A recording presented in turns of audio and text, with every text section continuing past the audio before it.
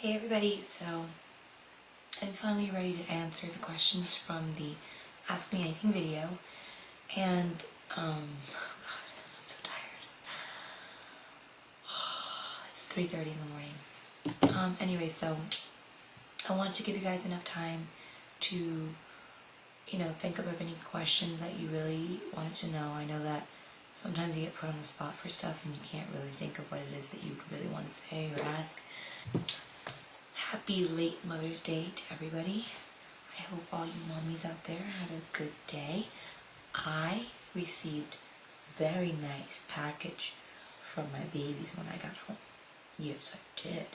Yes, I did. It was very nice. And I'll put a picture of what I came home to after work. It was so cute. Oh, God, it was so cute. But thank you, babies. So since there's so many questions, I'm just going to dive right into it because there is a lot. And I cut it down out of 170 questions. I chopped it up into about 25 questions just because a lot of them are repetitive. I must say, the number one question that I got asked was, where do you work? Where do you work? And I found it very odd because I'm constantly repeating in my videos where I work. So for me, of all the questions that anyone would ask me, I found it odd that that was the most asked. That means y'all are not paying attention to my videos. Number one, have you ever met any of your YouTube subscribers at your job? And if not, would you like to? Yes and yes. I am always down to meet new people and make new friends. I think that's the reason why I even started the Twitter thing and the YouTube thing. And it would look like a good way to meet people with similar interests to yourself and stuff like that. So, yes, I'm always down to meet YouTube subscribers and followers from my Twitter and stuff like that. And speaking of which, I actually met someone last week, and then I also met someone yesterday. And yesterday the guy was like, "Oh, let's take a picture together. I'm going to tweet it right now. And then I got home and I was like, "Where's the picture? You lied. I don't like this. I'm not going to be friends with a liar. I'm sorry." No, but yeah, I'm always really excited to meet people who I know actually watch my videos, because I don't watch my videos, so I'm glad that you do. Alright. How do you keep your teeth so white? That's number 2. Honestly, I don't even think they're that white. As a matter of fact, I think I can get a whitening. I think I'm due for a whitening.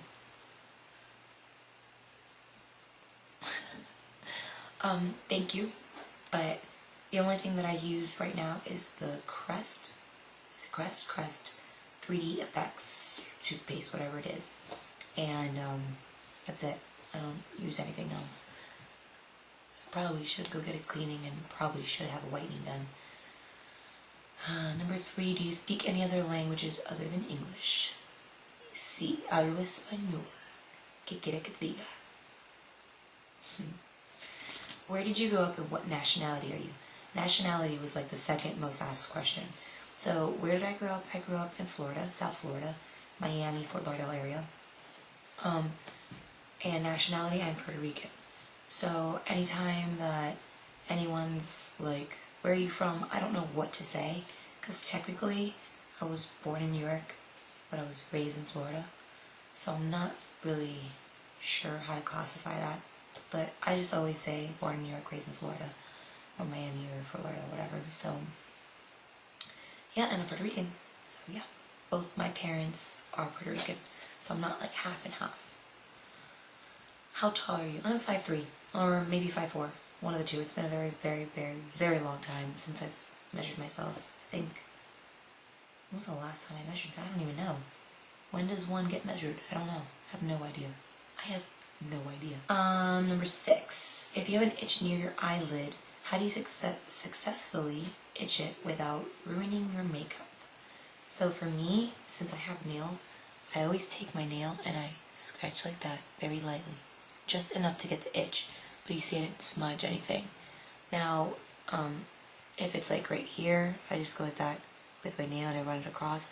Just always make sure that wherever you're itching, you're staying in the general area of whatever color that is. So if you have like purple over here and you have green over here, I wouldn't itch like this.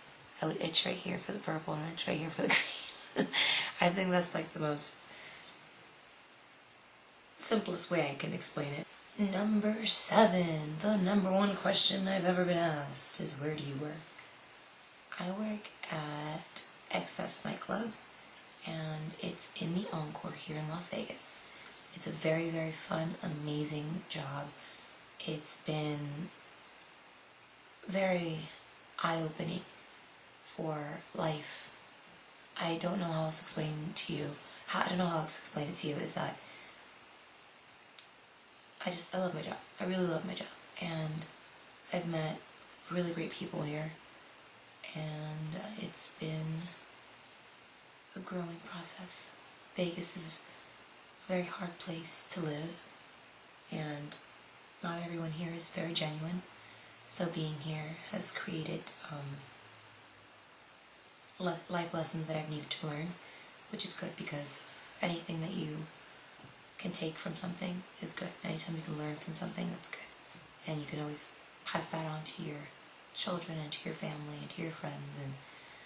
But long story short, I work at Excess. I also have a video that I recently filmed of me at Excess, and I show you, walking in, what it looks like, and I give you kind of like a 360 view of everything. I stopped at one point. You're going to see that the video cuts out because there was a celebrity there. I didn't want to be all like, but I kind of show you what the gist of the place looks like. And I'm going to show you a few clips of nights where we've had really great DJs come in and the parties that we throw and awesomeness. So that's coming up soon. Number 8, how did you and your husband meet? So I was living in Pembroke Pines, Fort Lauderdale, and I had lived with a roommate at the time, and I was sick. I was so sick. I had a fever, and I was like, okay, I made an appointment for an interview today at this nightclub. I wanted to be a shot girl / go-go dancer. And I was like, I need to go no matter how sick I am. I don't want them to think of me like this. They're like, oh, I'm sick, sorry, I can't come to my interview. That's like the worst way to start off. They're gonna be like, oh, forget this girl, she's never gonna come to work. So I kind of just decided to go, regardless of how I just said regardless of how I felt. So I get there and I'm in jeans and this little fitted shirt, and me and my roommate are standing at the bar waiting for the manager to come over and to collect the paperwork that I had already filled out. And from across the room I noticed like the hottest guy I've ever seen in my life, and I was like, don't look, but the hottest guy I've ever seen is right behind you. And she goes, where? Like a retard. And she starts looking around, and then of course he catches us staring at him because the both of us were looking at the same time. And I was like, oh my god, that's not awkward at all. So then I kind of just like gave him flirty eyes, and then I walked I faced the other direction, and I was like, oh my god, he's so cute. So then like after a few seconds of standing there, I looked back over at him, and he kind of did one of these, like, are you looking at me? And I was like, oh god, he's catching me. All these times I look at him, he's catching me. Finally he came over to talk to me, and that was the beginning to a wonderful relationship. Number 9, may I know how you overcome negative comments and negative people around you? How do you motivate yourself? This is something that I will willingly admit that I have a problem with. I'm very sensitive. I feel like I'm a very good person. I know who I am. I know that I never purposely seek out to hurt someone or to manipulate anyone. So for me to feel like someone is doing that to me, I'm very sensitive to it. So if someone's bad-mouthing me, it hurts because I don't do that to anybody. And for me, I can't fathom how someone could do that. But what I have to constantly repeat to myself is that if someone is always trying to bring you down, that just means that you're above them. That just means that they want you to come down to where they are because they feel like you're so far above them. And they may not realize it, and anyone that talks crap about somebody else is going to be like, that's not true. But you're the one belittling yourself. You're the one acting like a child and lowering yourself. So yeah, it is true. Whether you realize you're doing it or not, you are down here while I'm taking the high road up here. I'm not doing it back. I'm not doing anything to you. I'm not seeking out revenge. I'm just living my life. So no matter what you say, does it make it true? No. I come home every day and I realize that I have the most amazing husband in the world. I have this gorgeous house that I paid for, that is mine, and all the things in it that are mine, that I paid for, no one gave to me. And I work very hard for that. And I have a great job, and I have great friends. So no matter who's bad-mouthing you, no matter who has something negative to say, it doesn't matter, because it doesn't change the things that you have. And I'm not rich with money. I'm rich with wonderful people in my life. And I'm rich with things that no one could ever take from me. So, be it whatever anyone has to say, always remember that doesn't change who you are. I can say right now, the sky is green. It's the ugliest shade of green ever. And because I badmouth and talk badly about the sky and how ugly it is, does that sky suddenly become green and ugly? No. It's one of the most beautiful things you've ever seen. It's bright blue and it's a beautiful day. So just realize that people talk about you, and that's kind of their way of having some part of your life. Like, if I don't like someone, I steer clear from them, and I don't seek out to talk about them, and I don't seek out to do things to them. They do that to you, that means that they're looking to get your attention. That means that they're looking for someone to tell them that they can, that they're looking for someone to validate their hate for you or their feelings towards you. And because other people like you, they're like, well, she's this or he's that. Right? Right? That's why people do that. So don't even worry about it. Don't let it affect you. Keep living your life. Your wedding video, you said you didn't celebrate birthdays as a kid. Why?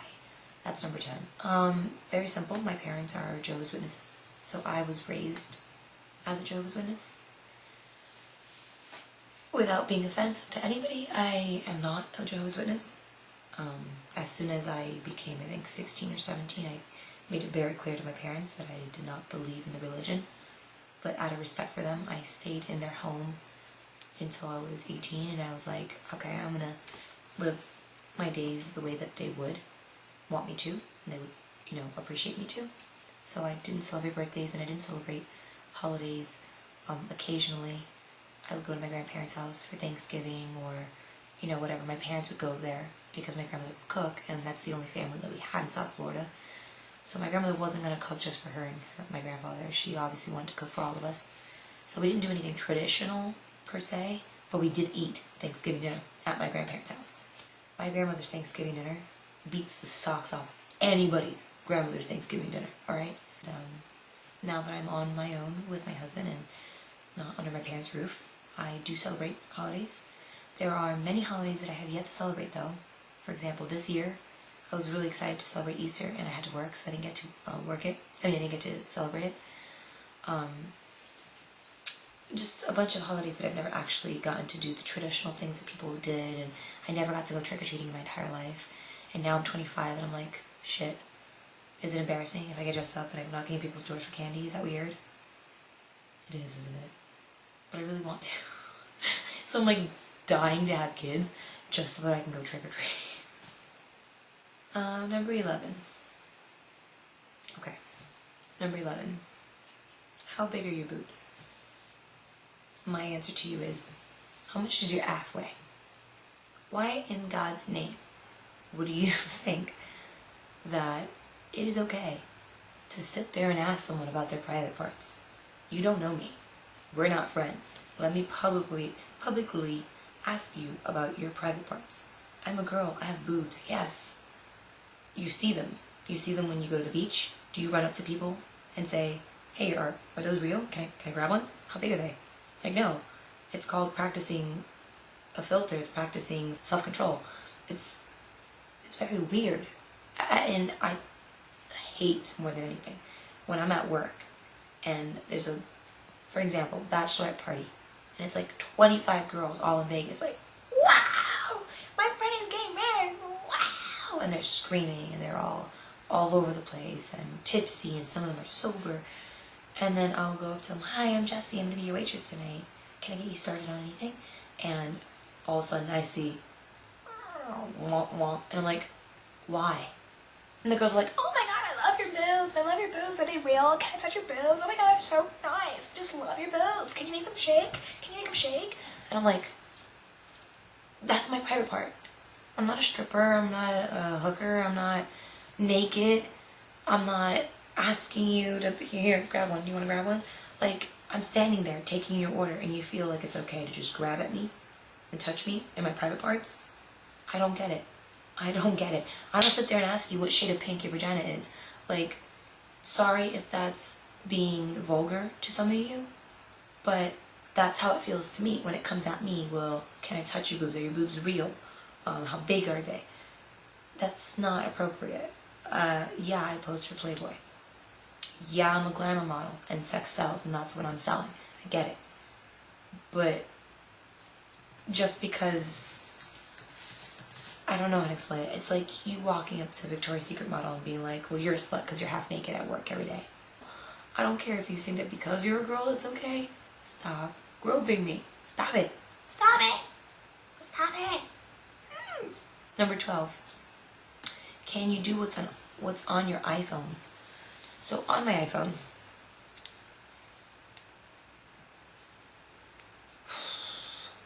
I have my text messages, my pictures, my camera, my YouTube, my apps, my iTunes, and then I have this folder right here that has all of these things in it. Productivity. And then this one that has all these things in it. And then my Facebook, my Instagram, my Twitter, Words with Friends, and Draw Something. I also have Magic Frame and Skype on here. And then down here's my music and all the other stuff. The internet, the music, and whatever. So I'm not one of those people that's like big on apps. I don't get like 100 apps and store apps on my phone. I use my phone for text messaging, tweeting, and Instagramming, and that's about it. Number 13. Do your parents approve of your job, and what is your husband's occupation? My parents do approve of my job. My parents know that I'm not doing anything wrong. I'm selling a bottle of liquor. I'm not doing anything risque or dirty or inappropriate. I am basically like a waitress, except I'm not serving you food. I'm serving you liquor. So there's nothing wrong with what I do. Some people, and no offense, that live in very secluded places, little towns, that don't really have nightclubs, they think that what I'm doing is like prostituting or like stripping. And working in a nightclub does not mean that I'm drinking, because you're not allowed to drink. Does not mean that I'm stripping, because you're not allowed to get naked. I mean, these are not the things that happen. So, yes, my parents do approve of my job, and they're very happy for me when I make money, and they're very happy for me when I'm happy. And my husband's occupation is an electrical engineer. Number 14, what did you look for in your husband, and any tips for long-term relationships? How to be happy in a marriage? I looked for someone that I could be myself around. I looked for someone that would make me happy and make me laugh. I don't think I could ever be with someone that's just, because that's not how I am. I'm very outgoing, I'm very loud, and you have to accept that about me, and you have to be able to play with me in the same way that I play with you. So, looks weren't a big deciding factor on who I dated when I was growing up. I dated anybody that I thought I had a connection with or I had chemistry with. And it just so happens that I hit the lotto and I met a guy that not only had a great personality, but he's so smart and he's gorgeous. And he loves me so much. So I really, really hit the jackpot with that. Tips for being in a long-term relationship. It's easier said than done, but I always said to him, even before we got engaged, even before we got married, anything serious, when we were just casually dating, I always said to him, give me the respect that you want me to give you. Always, think to yourself, if she did this, would I be happy? Don't do that to me if you wouldn't want me to do it to you. And that has been a very, very, very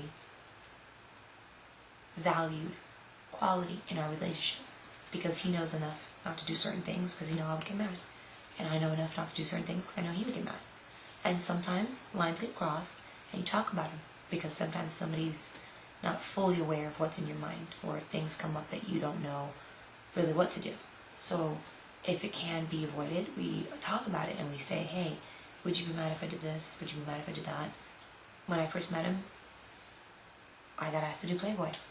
I had just met him. We weren't even engaged. And he said no.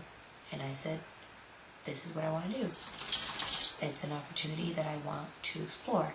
And I've met you in the process of my life where my modeling is booming. I had a photo shoot every week. Couldn't even keep up. And I really wanted to do it. And after we talked about it, it came to the realization, this is how he met me. I was a model. So he had to give me the opportunity to do what I want to do. And he did. And it hasn't changed our relationship whatsoever, because he trusts me and I trust him, and we talk about stuff. And we try to keep each other included in each other's lives and the things that we want for ourselves and for each other. So that way we're always on the same page. 15. Have you ever had anything cosmetically done, such as fillers, laser treatments, surgeries, anything? Can you talk a little bit about the process?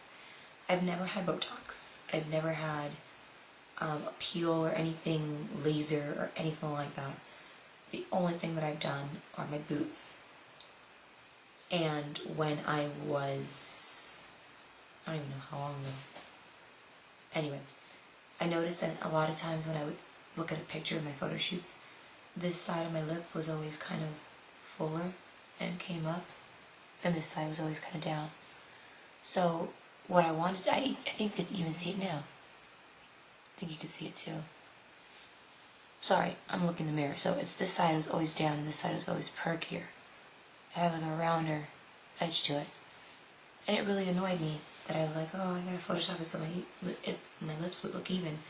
So I asked them when I got my second set of boobs, because I hated my first pair of boobs, I asked them to inject a tiny bit of the Juvederm in here. I barely saw a difference. Barely. I don't even think that I would ever do it again because of the fact that I didn't see a difference, really. Most likely in the next few months I'm going to get my nose broken and realigned. If you can see this nostril, it's a little bit more closed than this one. It's because I've talked about this so many times. My nose curves this way a little bit. Slightly. Do you see that? It goes that way. So I'm going to have them break it and realign it so that it's where it should be. I don't even know. For 16, why don't you like tanning? It's very simple. You know how you leave a grape out in the sun? It turns basically into a raisin, shrivels up, and it gets like all these ugly wrinkles. That's what tanning does to your skin. You will start to prematurely wrinkle and you risk yourself getting cancer, and it just isn't worth it. So for me, I'd rather spray tan, or I'd rather go white. I really rather. That doesn't mean that I never lay out, it doesn't mean that I never have been in a tanning bed. I just avoid it as much as possible. So if I know that I'm going out to the beach, yeah, I'll lay in the sun for a little bit to get a little bit of color, but I don't sit there and rub oil down myself and lay out every day or go to the tanning beds every day, because that's just not good for you. A little bit of sun in your life is healthy, but too much is obviously excessive. Number 17 is 3 parts. How can I talk to a relatively shy guy when I am also shy? I don't know. Strike up a conversation about something that you know he likes. That's the way that I talk to my customers at work. Sometimes they don't know how to approach me. Sometimes they don't think they can talk to me.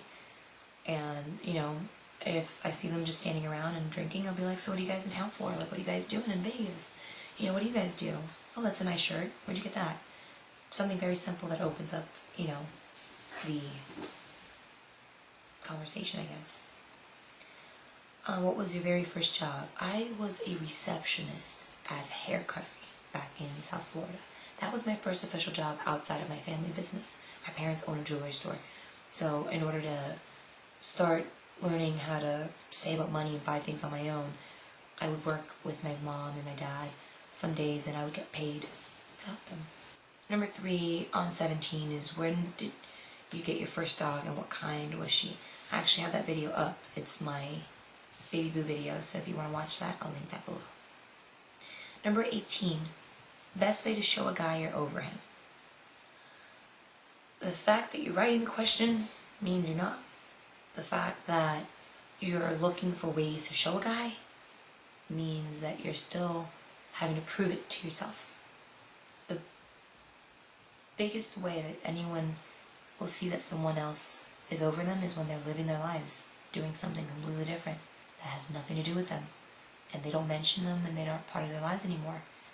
And when you go out of your way to show you, I'm over you, and you update your statuses on Twitter and Facebook like, he's an ex, so I don't need him anymore, and I'm above you, or that was a waste of my time. And whenever you write things or say things or do things to show that you're so obviously over that person, then that means that there's something still bothering you, and that you feel the need to constantly prove it and constantly need to explain it, which if you really were, it wouldn't be on your mind.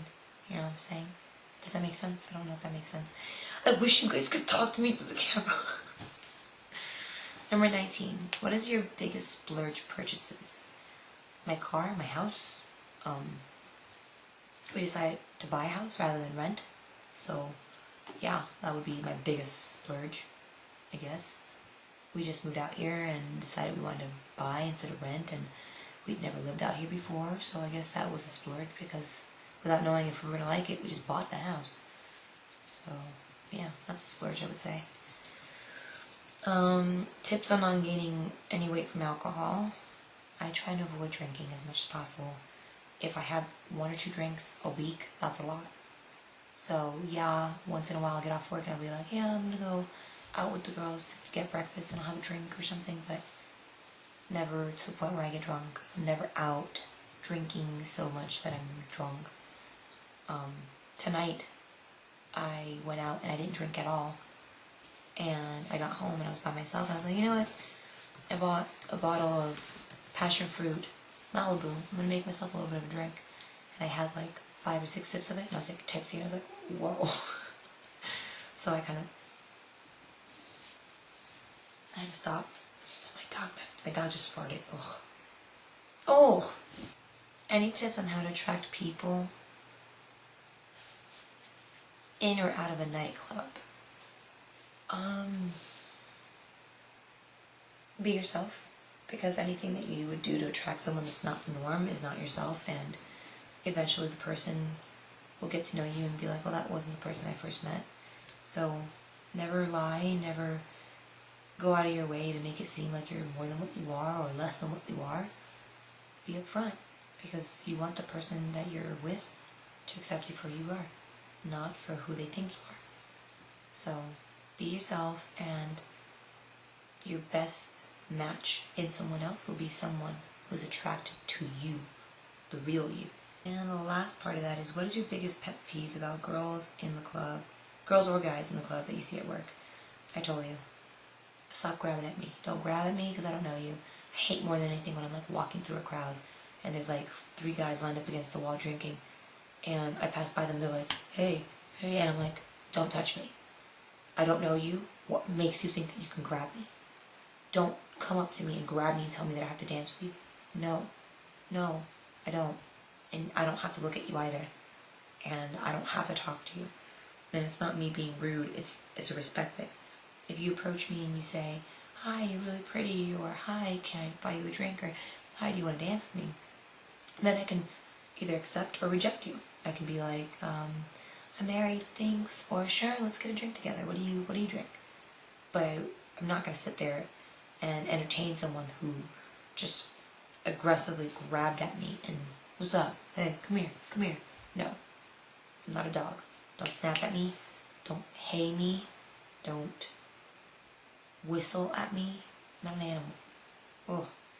Oh, no. That completes all of the questions on the thing that I think were the things that were most asked. Thank you guys for watching this video. and I have more videos coming up that I'm going to be uploading this week as well. So I'll talk to you guys soon. Bye.